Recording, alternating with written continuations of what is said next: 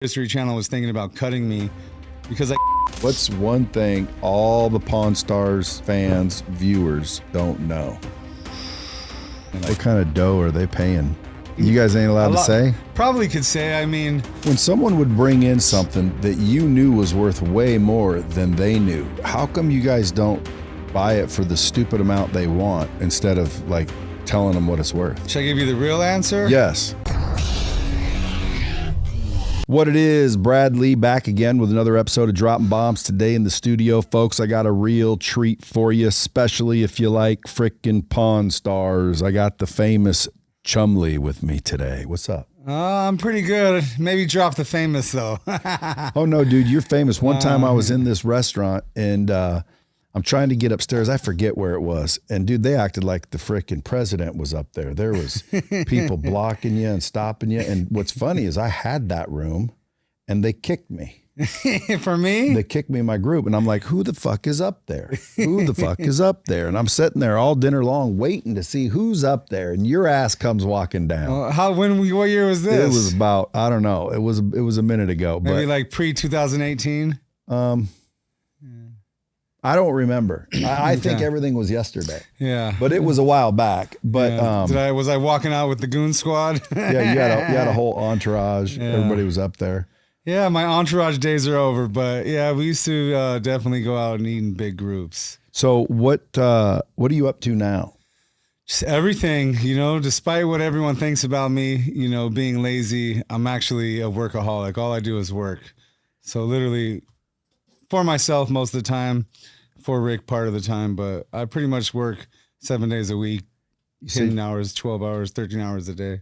But to you, it's not really work, is it? You're doing what you like. It's not really work, but I'm playing with Pokémon cards most of the time. So, why Pokémon? I started playing the game in 2017.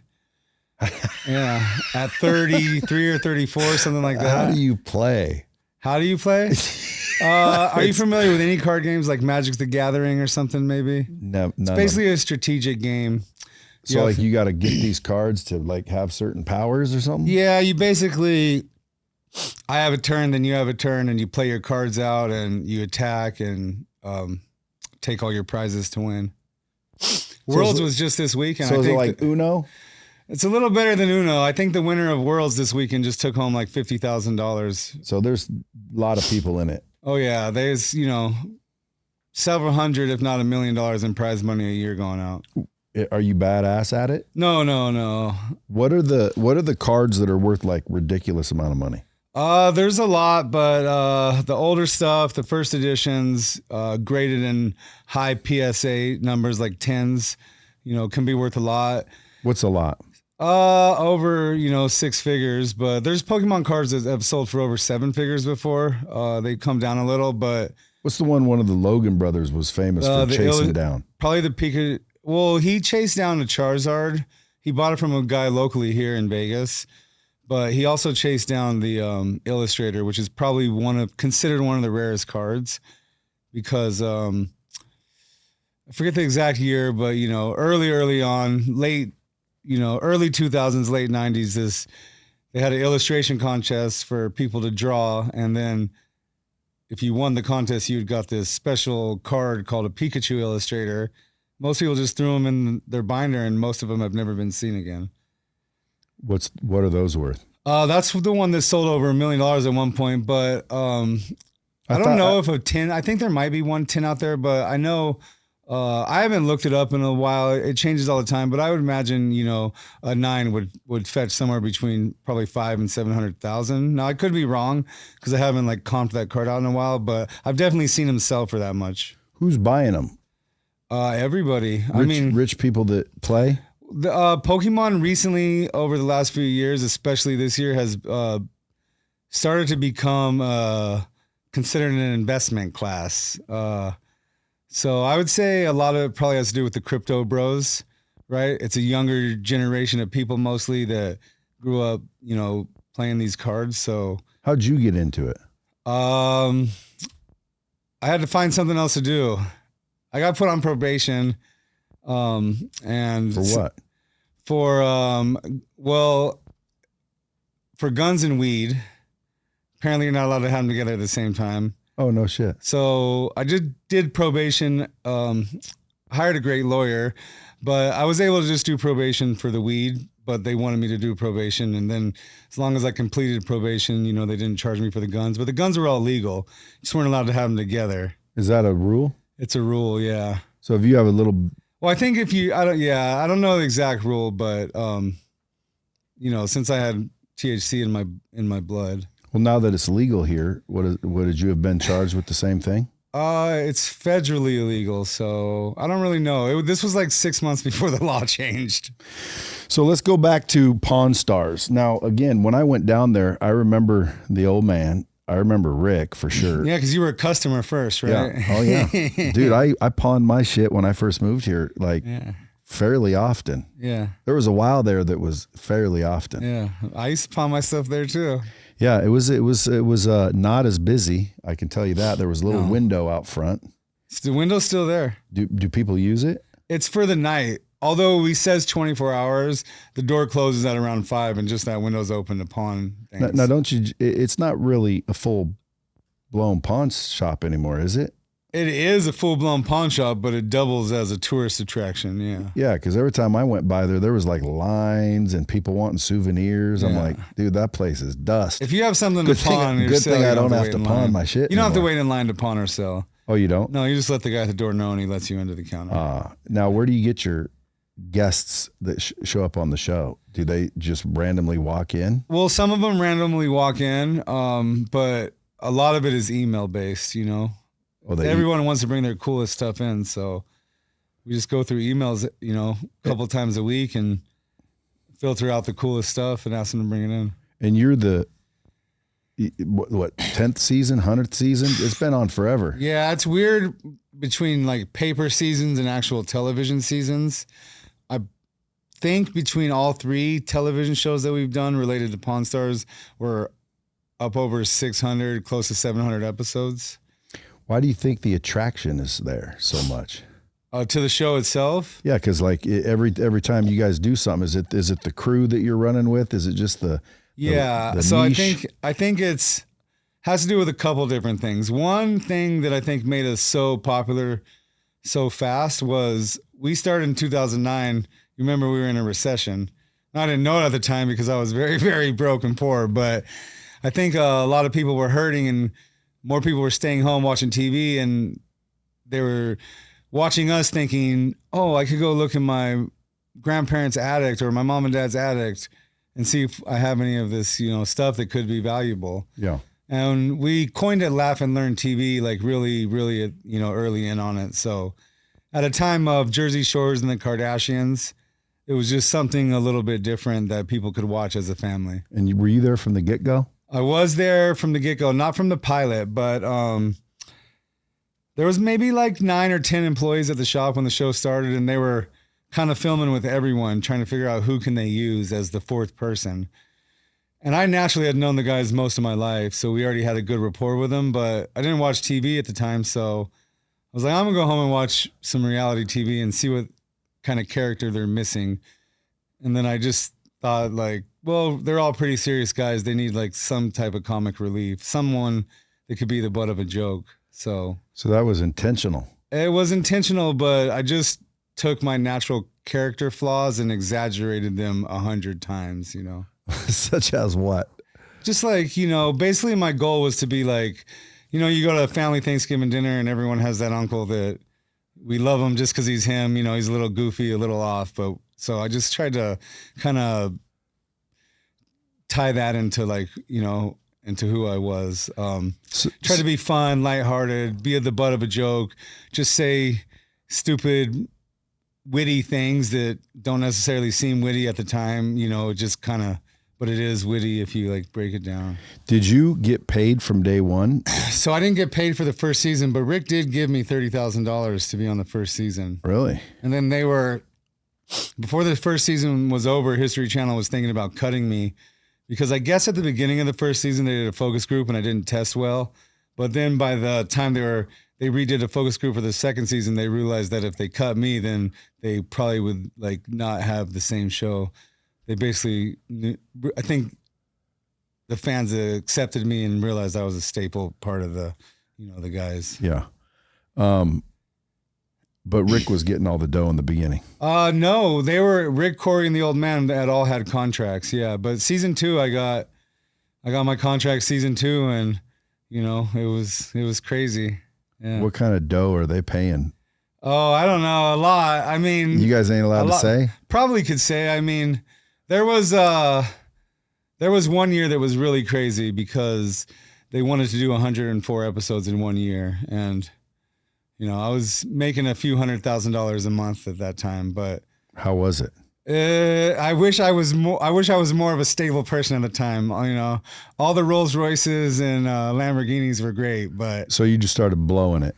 Yeah, I saved money away, but yeah, I just spent it on dumb stuff. I was just young, poor kid, came from a very poor middle class family, single parent home, and my dad had passed away just a few months before the show started, so I didn't really have anyone to kind of like help guide me. And I found those people later on, maybe like 5 or 6 years into it, but I had already blown the early money, which was really, really good.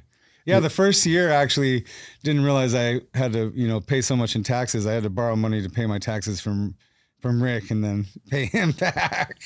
So who got the most? Were you guys equally paid? How does that work? Yeah, Rick got the most, and then the rest of us were equally paid. Is it because it's Rick's store, or is it because Rick is the show? Like, you can't really have the same show without all of us, but you can't have the show at all without Rick, right? That's how I look at it. So he was the main character. Yeah, he's the guy. He really is the guy who just knows everything. We used to make fun of him in the shop. Like, when are you going to put all this useless information to work? It's just useless. Now, before the show, it was just a regular pawn shop where you guys are just going to work every day. Just going to work every day, yeah. What was the jobs that you had before the show? I was a pawnbroker. I mean, I've been buying and selling things my entire life. I've been at the pawn shop probably 22, 23 years, something like that. I'll be 43 in a month.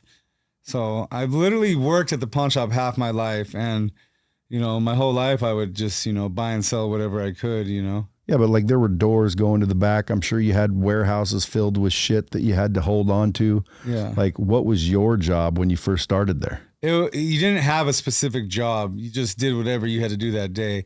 I preferred to work at the pawn counter, but also I'm a good salesman, and some of the older guys there who had seniority didn't like to sell, so I would go work the sales floor as well. If the eBay guy was, gone sick that day, I was the guy who got sent to the back to pack all the eBay packages.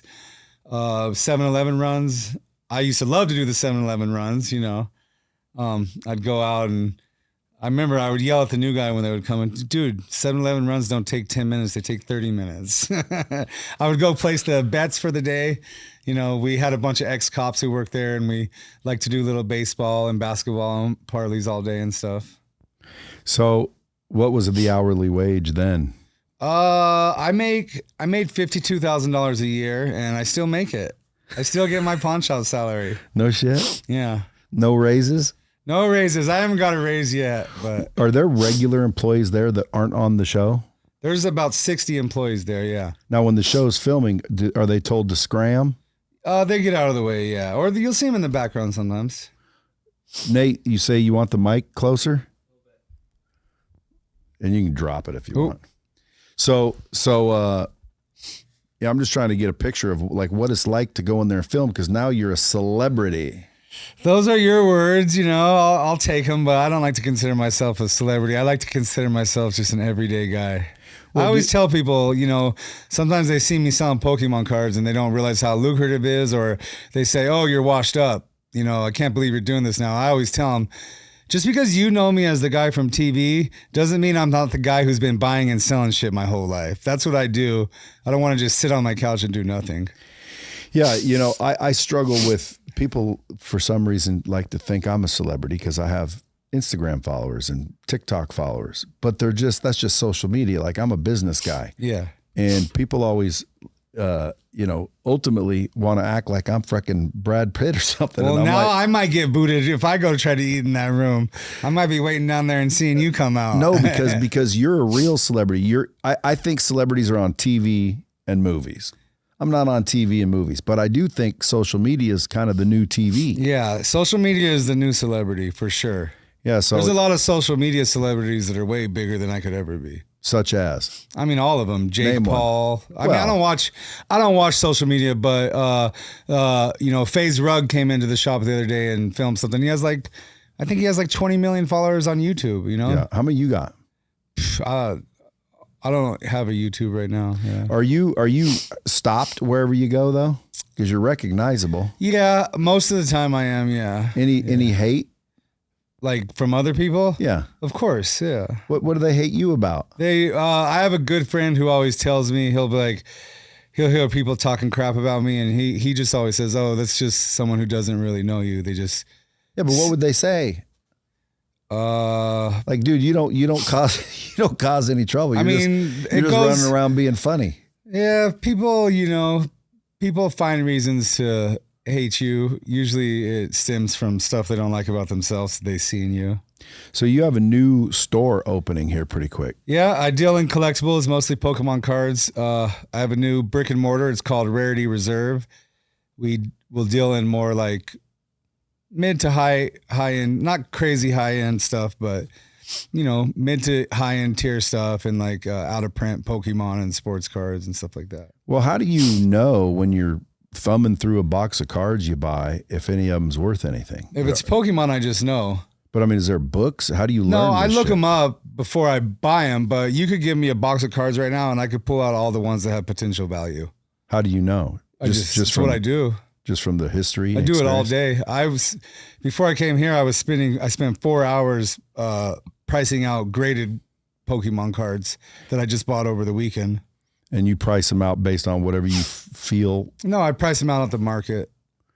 There's a lot of tools to use that pull all the data from all the different online sites, and it shows you like the last 5 to 10 sales, and it gives you like an average, and you can kind of just work it from there. You think there's kids all over the United States that have no idea they've got something extremely valuable in their box of cards? I don't think right now at the moment. There might be, but kids are pretty savvy, Kids are growing up in the YouTube era. So they watch all these collection videos, these investment videos, and they're out there trying to make $1. What is your plan with the store besides obviously buy and sell cards? I mean, I hopefully just can buy as much as I can. My online business is hemorrhaging for product. I can't keep enough. The cards? Yeah, the cards. Yeah. Are you going to unbox on air? I don't unbox. No, that just ruins the value of stuff. Yeah. Oh, so then how do you know what's in it? When a new set comes out, a case comes with 6 booster boxes. I limit myself to opening up, 1 case of a new set. The rest of the stuff, I just buy the cards, the singles, graded usually, and then I resell them. But aren't those cards in those boxes? Yes, but just to give you an example, like when I started, a box of Pokemon cards was about $90, but MSRP, manufacturer's suggested retail price, was like probably $130, maybe $115 when I started, right? So now from my distributor, boxes are about $100, give or take $5 depending on the set. So I'm paying $100 from a distributor. MSRP is about $160 now, but the newest set of Pokemon that just came out 2.5 months ago is sitting at $300 a box right now, $150 over MSRP. So to open that box up and try to get a card that's that valuable, is hard to do. So the people who are opening those boxes up, like I open some up because I like to open up Pokemon cards, but most of the people who are opening those boxes are actually looking for cards to build for their deck or play the game, or they just want to open it up. But sealed investing in Pokemon cards has become a really big thing over the last few years. So the box price sealed will hold a huge premium because people like to put them on their shelf and look at them. How do they know if it's factory sealed or not? You could tell. Because anyone can have a cellophane machine. Yeah. There's a lot of resale stuff, but there's, stuff you can do to make sure. I always thought that because if the boxes contain the high value cards and I sell you a box for $300, there could be a $100,000 card in that box. No, not in these boxes. A lot of the time, the box price of a card, especially as it gets older, will be the price or more than the price of a PSA 10 of the highest valued card in that set. So let's say like Phantom Forces, for example, it's, I don't know, maybe like 10, 12, 13 years, something like that. It's within the 15-year period, right around there. There's a card in there that's very low pop. There's only I don't know the number, 100, 200 or something like that, graded in a PSA 10. So this card that was a few $100s a few years ago is up to $15,000 now in a PSA 10. Well, now that booster box has ran up to $15,000. Because one might be in there? Just because the perceived value of that biggest chase card is in there, yeah. Is it guaranteed in there? No, it's not. You could open up 20 of them and not get it. Yeah, you heard of Labubus? I sold 140 cases of Labubus a couple months ago. Now, those have to have huge markup because I got a friend, my wife's friend owns this little store. Give her a little shout out. It's called Lucky Duck. Okay. You heard of Lucky Duck? I have. I've never been though. Dude, it's a little store where she puts claw machines in, and it's like $1 to send down the claw, and they just dump People out a lot it. of stupid little stuffed animals. But in the front, there's these Labubus. And obviously our kids go in there and they want to try. And one time I forget what I spent trying to find one like black boo-boo with coke eyes or some shit. Yeah, I got a couple of those. Yeah, dude. And I'm sitting there. I probably spent $1,000 for her to get a damn special Labubu. Which It would have cost you about $500 to buy that Labubu.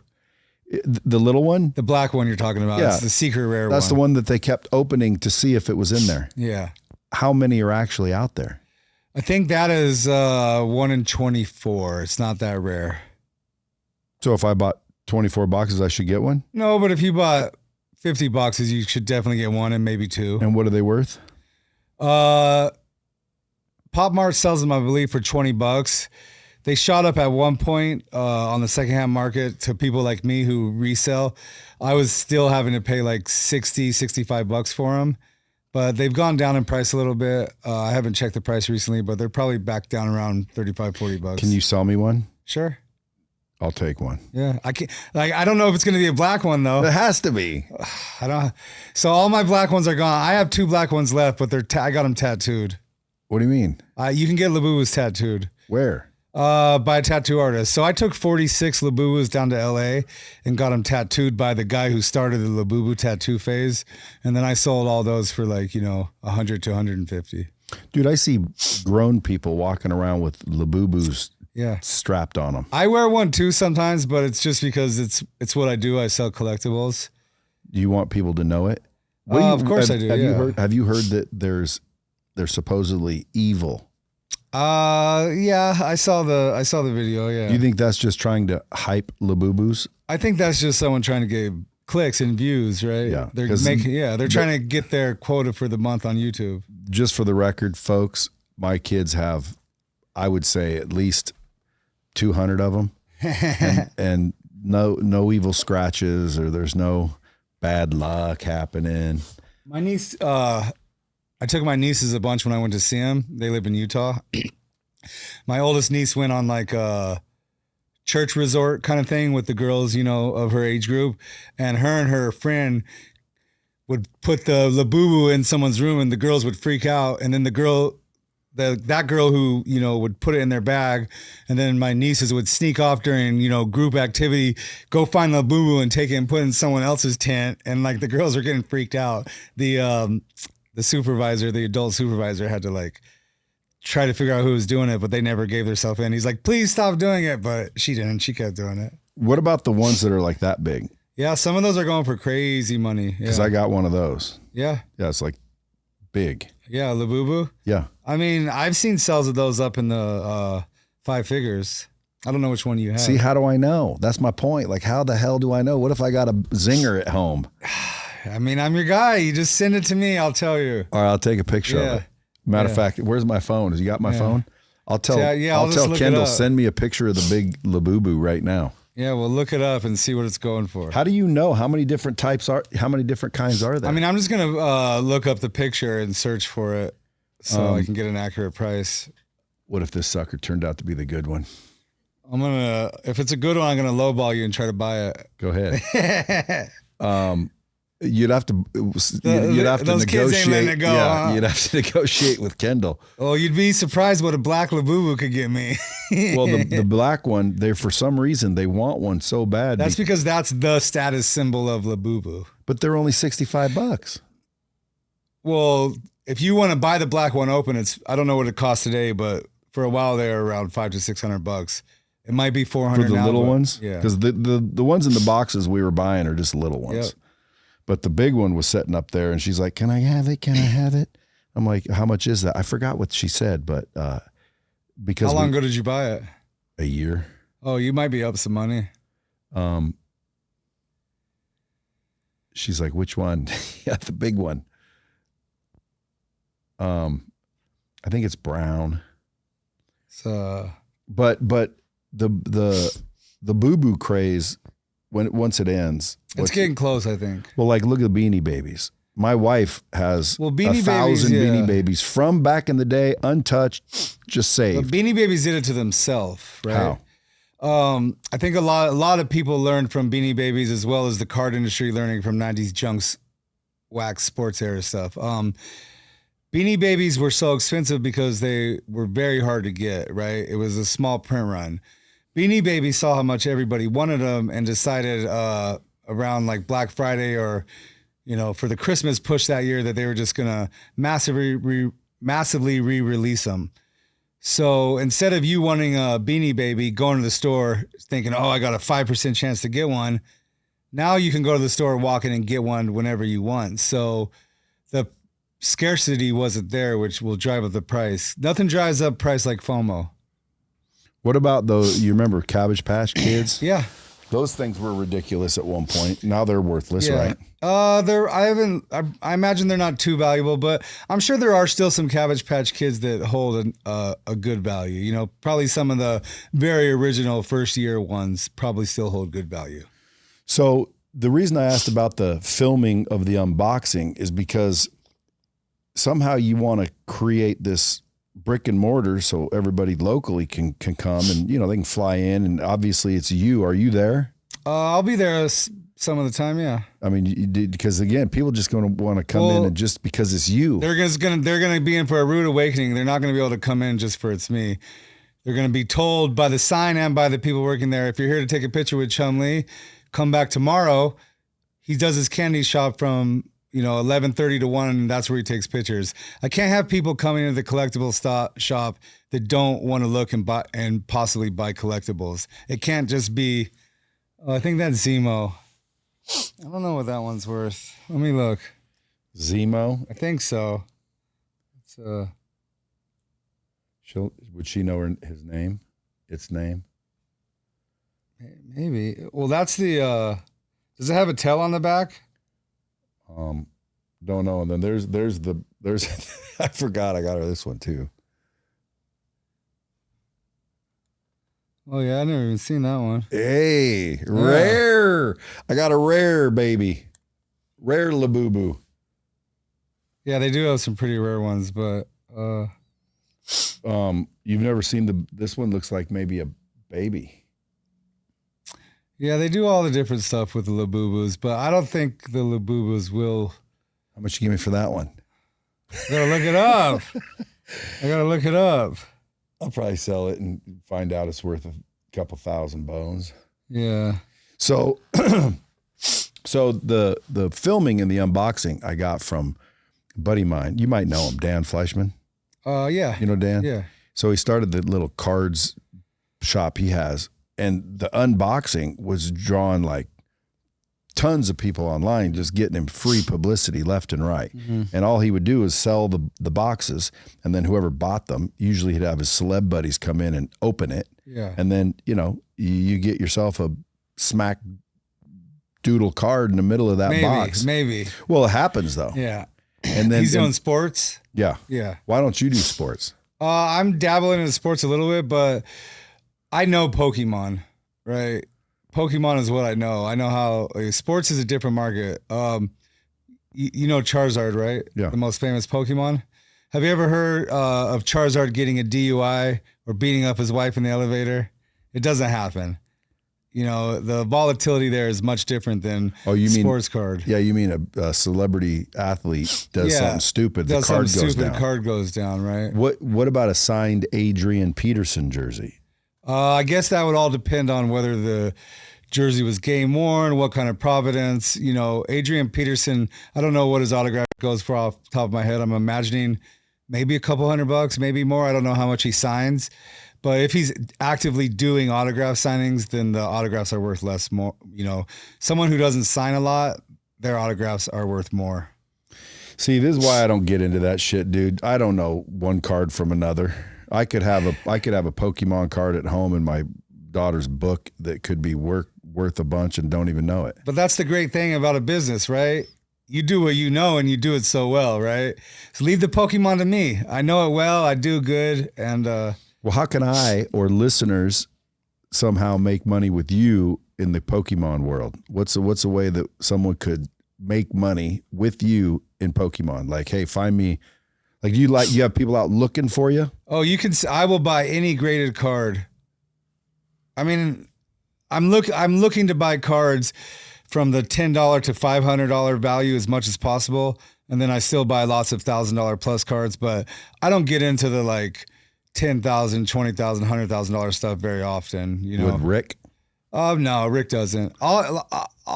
If I have a buyer for it, I'll go find it and sell it. But I don't want to just have $100,000 in Pokemon cards sitting, you know, in one card sitting there for nothing. Yeah. Well, I didn't get a chance to talk to you much before the show because normally I always try to figure out how to break down people's businesses and leverage reach. Yeah, no, I'm sorry about that. My car wouldn't start. I had to Uber. Oh, no shit? Yeah, my battery died. I think I left the light on. What are you driving now? I drive a 2-door Jeep Rubicon. No more Rolls Royces? No more Rolls, not for years. You tired of them? Just, I'm not a car guy, you know.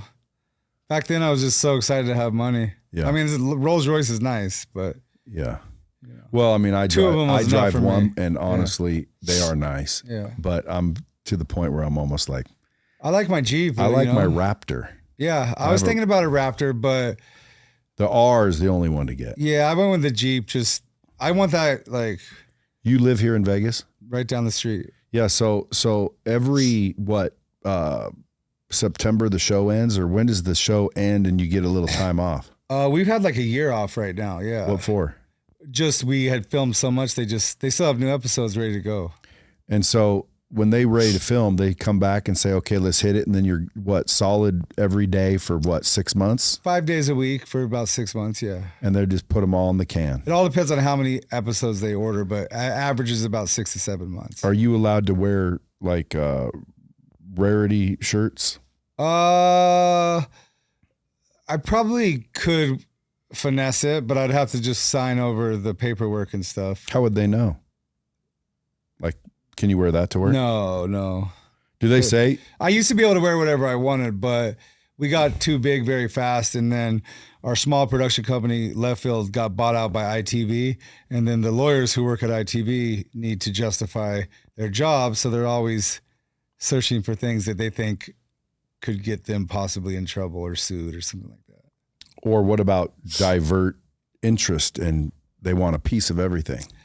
Yeah, they probably want a piece of everything too. But I do think it's good that I just wear my normal branded pawn shop stuff because I don't want to potentially scare away a potential advertiser, you know, that may want to advertise. Like maybe I wear, like we've done multiple advertisements for Mercedes-Benz, right? So if I come on there wearing a BMW shirt, how's Mercedes going to feel about that? They've paid me money over the years. Yeah, but you wouldn't. You'd wear your shirts. No, I'll wear my shirts. I probably will.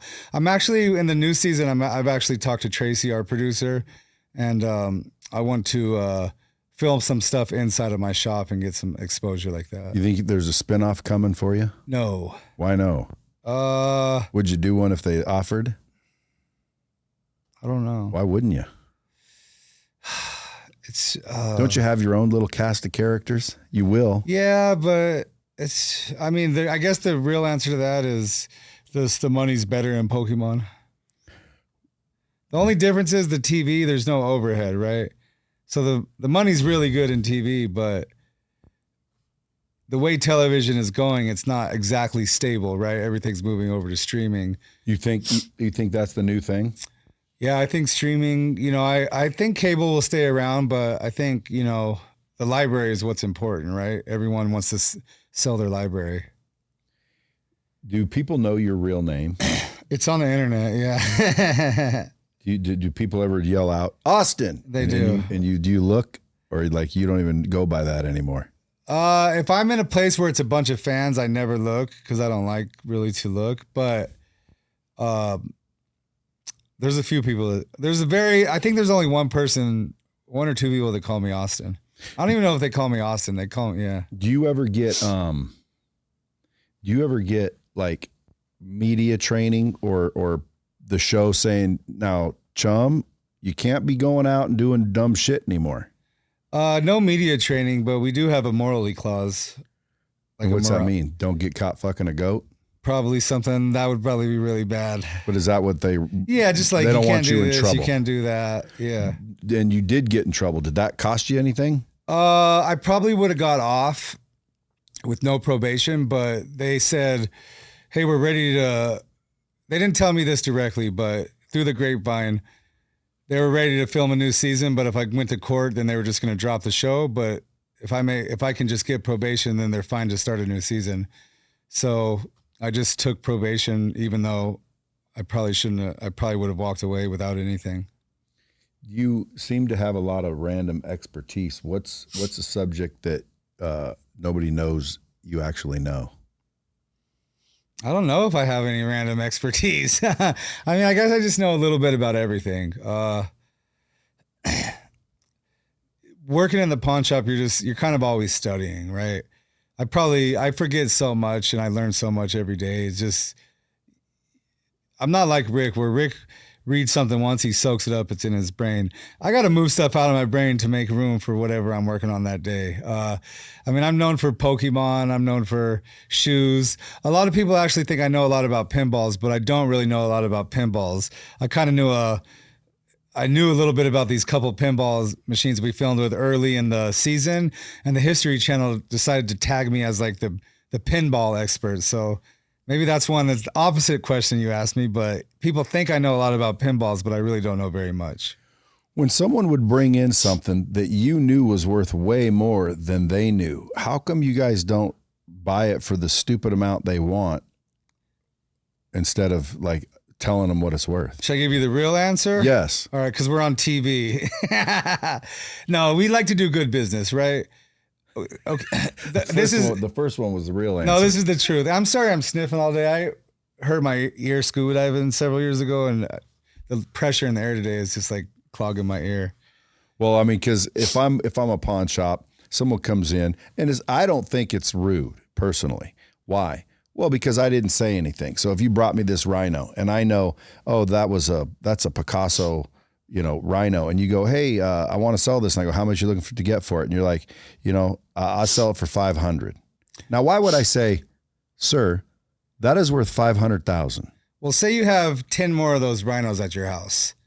You come back to walk into one and sell me one at the pawn shop again, and you see it on my shelf for $500,000 after I sold it to you for $500. Do you think I'm going to get a chance to buy that again from you, or do you think you're going to go somewhere else?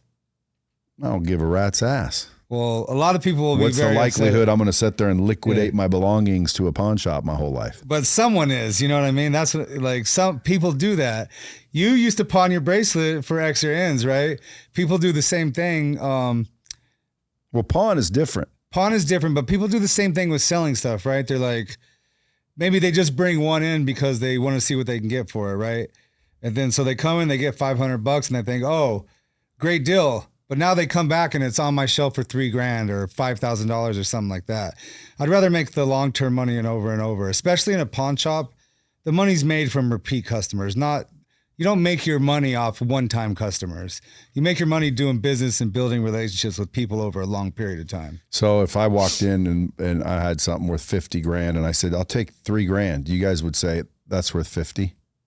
I'm sure some of the guys at the pawn shop would take that 3 grand right away, but you know, not everyone knows exactly what they're doing there. Yeah. I mean, we've definitely got some good deals in the past, and sometimes you're buying stuff from someone that you know they don't have. I've gotten some really good deals on some. My favorite story is a Rick story.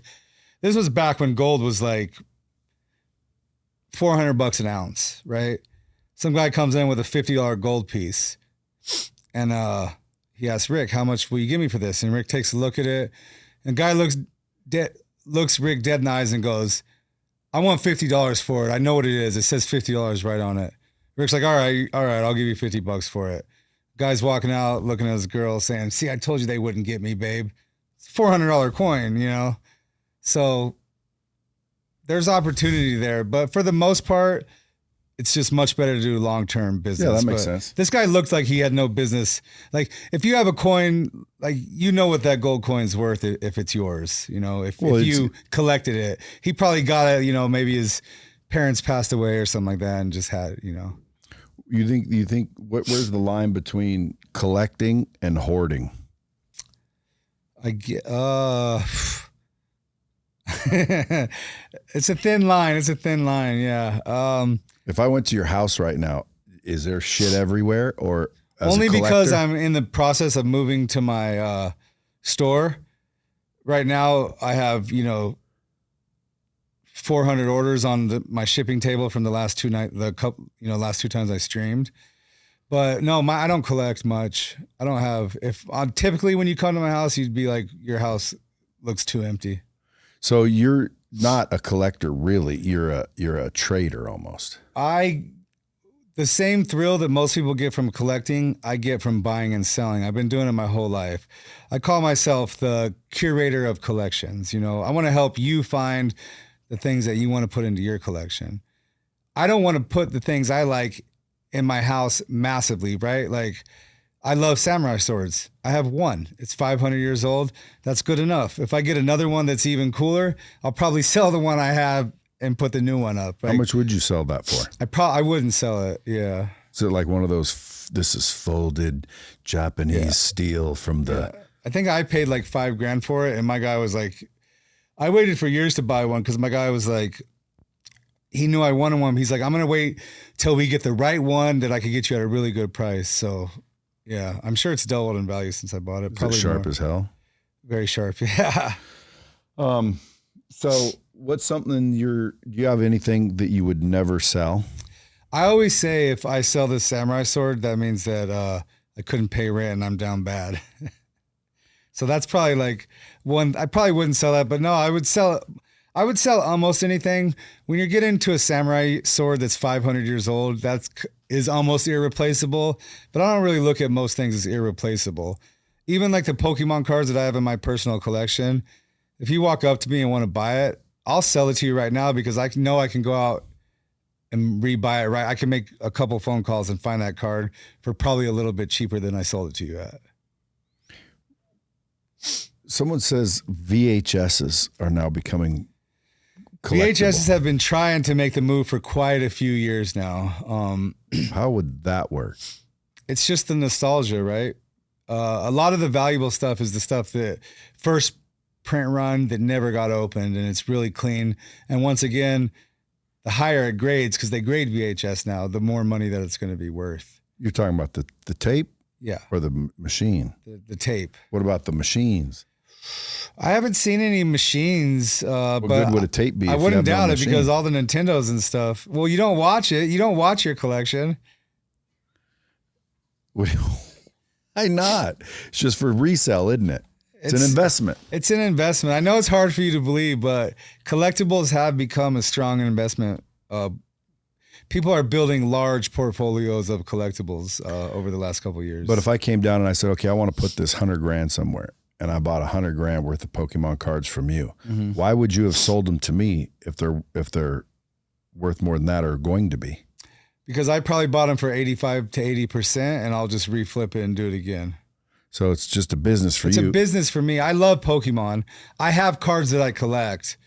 You know, I spec on cards. I'm buying up certain cards right now that I think will get a push in about 1 year. So I'm buying them right now when they're at their very, very low. Which ones are those in case I got some Pokemon? I'll tell you off the air, but you guys are going to crush me. I thought it would drive them up. That's why I don't want to say it, because I want to get them all before I drive them up. I gotcha. I don't want to drive them up personally. I think it's naturally going to happen. I think it's the next trend that's going to happen for cards. So I'm just buying them up right now. I don't do the whole market manipulation thing. A lot of people do that. There's really no reason to. The market, it moves up on its own. And if you kind of know the trends of Pokemon, you can just speculate on what the next trends will be. You don't always hit, but sometimes you do. So you said you had a candy store. Mm-hmm. What is that? Chumlee's Candy on the Boulevard. Yeah. Is it a store? It's just a little tiny store. And the reason I opened it was just so my brother didn't have to work for anyone. And he works there? He just runs the whole thing. I go in there a couple times a week, you know, push through, meet everyone, take pictures. And it also gives fans an opportunity to come in, meet one of the guys from the shop, because it's really hard to meet us at the pawn shop, you know. Why? Because when they're filming, there's security everywhere? Well, when they're filming, you're not allowed to come in unless you sign a piece of paperwork that says I'll walk around and shop in the background like I'm at a pawn shop, not stare at the camera and the guys like I'm watching a TV show we filmed. Yeah. And then when we're not filming, we do the majority of work, you know, from the back, because when we go up on the floor, all business stops, and you can't run a business if no one's buying anything. Would you guys get commission when you bought shit or no? We will get commission when it sells. So what's the top 5 kick-ass killer deals that are there right now that I could come down and buy right after this show? Oh, I wouldn't even know, because I'm not out on it rotates so fast. That stuff just goes through. Because there's good deals in pawn stores. Yeah, I'm sure we could get you a better deal than, you know, we could get most people. But I would, just off the top of my head, I would say we have some really good art, but it's not on the floor. We have a back room like set up with art where we bring the people who want to spend good money on art. And then we have, I don't know if we do, but from time to time, we have some really cool fossils in there. So if we have any of our dinosaur fossils left, or any of our, we have some like Where the Wild Things Are original art. It's probably a pretty good investment. I mean, that's a classic book, classic movie. Do you ever buy shit that you see come in? Like, I used to all the time. I want yeah. that. One time I bought, when gold was really cheap, I bought this big giant Mr. T chain, and I put it on layaway. It was only $400, but I was going to put it on layaway. And I had I'd only paid half of it off, right? And all of a sudden, gold shot up to like $1,200 an ounce. So I paid it off, and I sold it back to Rick for a profit. How are you related? I just known Corey since we were like 12 and 13. Me and Corey got in a fight to meet. Fist fight? Kind of. It was a little pathetic. We're more like a roll around wrestle match. And, you know, Corey was a state level wrestler, so it didn't work out great for me. Then you became friends? Yeah, we just lived in a neighborhood where everyone knew each other, and we just became friends. Actually, we really became. Corey likes to fight, and he kept fighting this Samoan kid this kid Jason, who's just a nice guy, but you know, Corey just used to fight him all the time, and this kid was a rock, boy. I don't know why anyone would mess with him, dude. Any Samoan, you don't want to mess with. I broke it up 2 times. One time the last fight I broke up 3 times, and finally I looked at him. I go, Jason, just go home, dude. You're beating him up. He's gonna try to come back. Just go home. And he just kind of turned around and left. So then Corey's scrapper. Corey's, yeah, he's a little ornery one. Every day, all day? No, he's ornery all day. Mostly ornery all day. Yeah. What's the one thing? Last question. What's one thing all the Pawn Stars fans, viewers have watched the show for years don't know? They don't know. Most people would just think that the guys pick on me all day long. If you ask Rick, he would say that I pick on him 1,000 more times than he ever picks on me. We have such good a relationship that you can see on there, but they're not really picking on me on the show. That's just how we treat each other, you know, in everyday life. But it's not my place on the show to say those things back to Rick, you know. So would they cut and refilm? They probably would just cut it out in the edit. Yeah. So you can do what you want and say what Yeah, you I want. say whatever I want. Is there anything like teed up or staged? Like, okay, Chum, you're going to need to get pissed here. So the items are teed up from the fact it's like, hey, today this iPhone is coming in and it's going to be here at 2:00, right? It gets there at 2:00. We film the scene with it. The interview portion, which we don't really do that, is this. We do it a little bit, but it'll be like, today this iPhone came in, da da da da da. They don't tell me what to say, but it's kind of like teed up. It's like, okay, the scene's over. You know, the bulk of the work is done. Now we need to interview you and be like, a guy brought an iPhone in today. He was asking $1,200 for it. I made a deal at $50, whatever it is. Like, you know, they're not giving me for word to word per se, but there's kind of like an outline you have to follow for that part of it. But as far as the scenes coming in, we're free to say whatever they want. I mean, they will ask you to like mention stuff sometimes. It's more like, if they don't say like we're talking history and facts, and if they don't think that I covered it enough, or if they think they need more for the edit, they'll ask me if I could talk about that again. Now they won't say, hey, I need you to say this again, unless like they're like, oh, hey, Chum, you said this happened in 1995. It happened in 1996. Then they would correct the date for me. Do you think you could create a show now doing it so many times that like, you know, like the methods they use? Yeah, I think I could be a producer for sure. Even our producer thinks that I would be a good producer. I produce myself as we go through the show. That's like how I go about doing my scenes. Because like when you see the show and you take the interviews and you take the scene and someone edits it all together and adds the music and whatnot, it comes out like, you know, entertaining. Mm-hmm. But it's not always filmed that way. No, it's not always filmed that way for sure, but it is. So how much better is the show than what happened in real life? I think the show's just more digestible for a TV format, right? I think if we were to release the unedited version, like on YouTube or something like that, I think it would probably be fine, right? But for a cable structure, you need like a certain structure. You have commercials you got to fit in and all that. You have a podcast now with Rick. Yeah, don't you? I do. Yeah. And Rick is really good at edited TV, but boy, does he suck at live stuff. What do you guys do? What do you talk about? Just kind of the same thing here. We just, we bring a guest on and me and the guest talk about what they're doing and them while Rick talks about what he's doing and him. How often are you filming those? Sometimes we film 5 or 6 in a week, and sometimes we go a week or 2 without a guest, you know. Dude, which Instagram is yours? I have 3 Instagrams.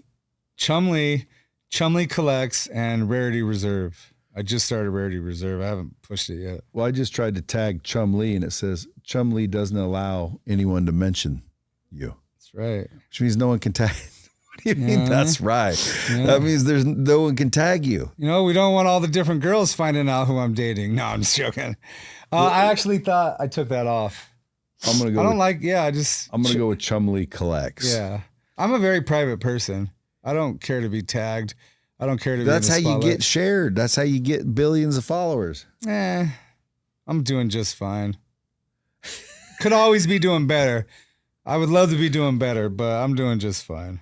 Dude, I'm the worst at social media. Where do you want to be like in 5 years? Are you just chilling, having fun, enjoying life, and like everything's good, or do you have a plan? I have a plan for a vision of where I want to take my collectible shop in the next 5 years. I love doing collectibles. I love cards. I love traveling. I love buying. I love selling. But I have a great team. I have the foundation of a team that could grow into, you know, a very large, you know, huge business, hopefully $100 million a year type business in the next, you know, 10 to 15 years in the collectible industry. And what would you do with it? Like what's the ultimate goal? What would your life look like if you could I just want to have somewhere to work where I don't work for someone. I can't sit down all day. I got to be doing something. I have to be working. I woke up at 4:30 this morning and started working at 4:50. Just pricing cards? Just pricing cards. And my guy was going to come over today and start doing it at 1 o'clock, and he was going to do it all. But I woke up and was like, nah, I'm just going to do it now. I don't want to sit here and do nothing. You're a workaholic, my friend. Did you ever think that you were going anywhere from broke? Or did you already inside have a thing that said, I'm going to get big someday? I mean, I've always been a hustler. So although I come from a very poor family and I would be considered broke, I never was struggling to have money in my pocket, pay my bills, do whatever I wanted. You know, I wasn't on the path to drive a Rolls Royce or, you know, own a nice big house, but I'm just fine poor. I'm a little more comfortable with some money, but I always say right now, as long as I have a paid for house, like I know how to make money doing anything. I could make money for the rest of my life. So right now I'm just really focused on health, making sure that I'm as healthy as can be, taking all my supplements, doing all the crazy stuff, you know, my cold plunges. And do you? Oh yeah. What's the temperature? 35. How long you go? 3 minutes, but I could do it longer. You know that you don't need to be 35. No, I know you don't. Why do you do it then? Have you ever done 35? It hurts. Have you ever done 35 though? You have? Yeah, and it hurts. Now, when you get out of there, how many times when you got out of that 35-degree water have you said to myself, damn, I have so many things today that are going to be harder to do than that? Well, it's hard at it's fucking the hardest, 44.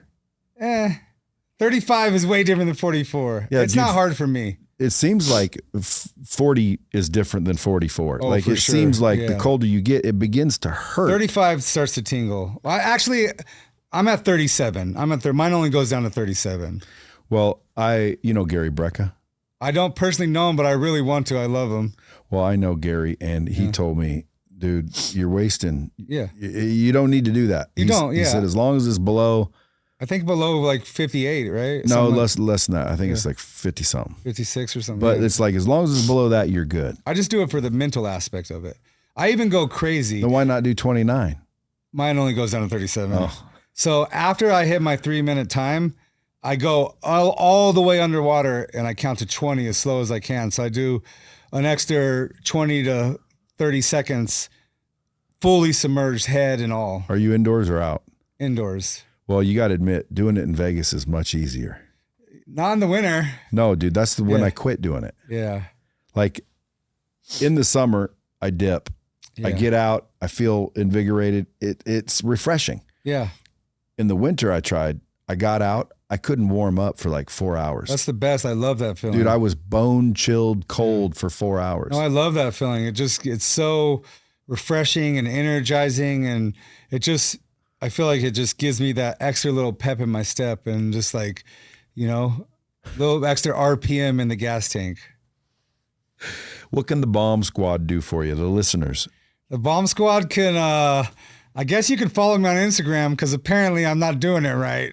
Well, you just don't tag me. Yeah, you can't stop people from making comments because that's what shares and spreads. No, it's just tagging me. Because then I'm walking around outside with my wife and people are taking a picture and tagging us and like no one even knows I'm married, you know? I'm a very private person. Like I don't need all that extra, I don't need my personal life out there. Like, but that's how you get like shared more. Yeah, but that's why I have the business stuff. It's allowed to be shared. Yeah, well, and a TV show helps. Yeah, the TV show, you know, has never done me wrong. I mean, it gets me.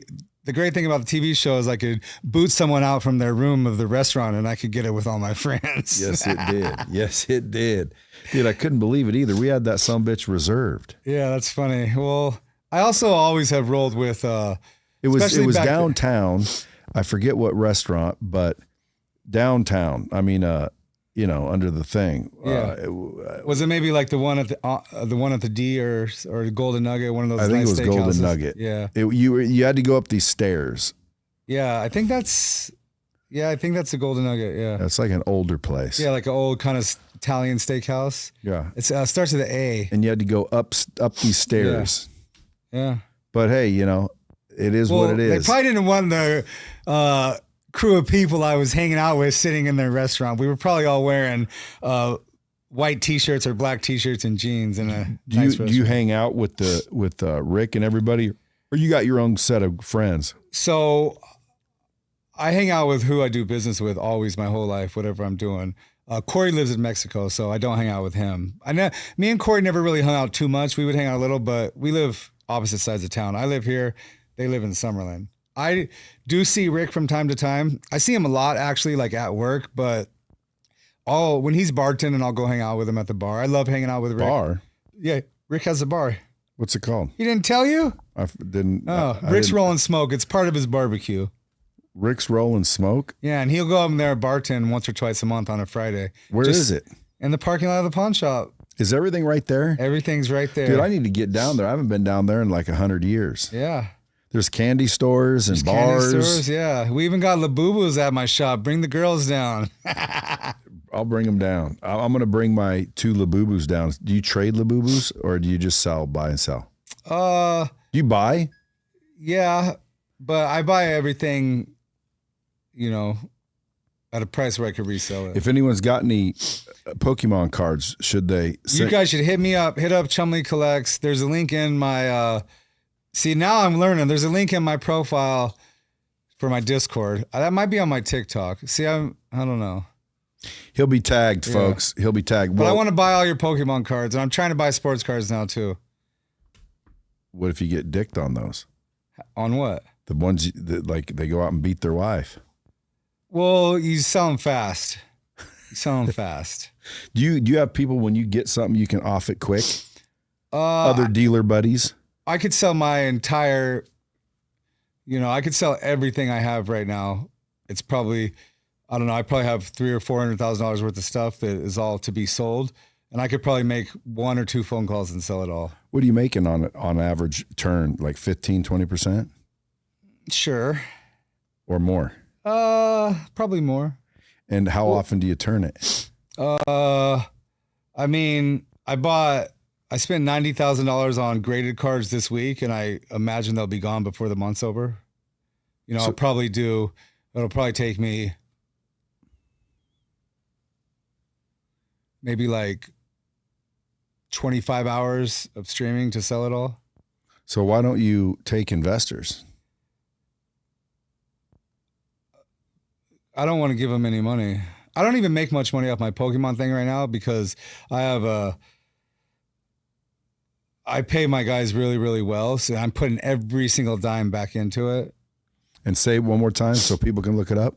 Chumley Collects on TikTok is where I stream Pokemon. And we're going to do sports there as well. But Rarity Reserve will be opening in about a week. 725 South Las Vegas Boulevard, upstairs, Suite 250. Don't come ask me for a picture unless you're buying something. For that, you got to go to the candy shop, and it's free.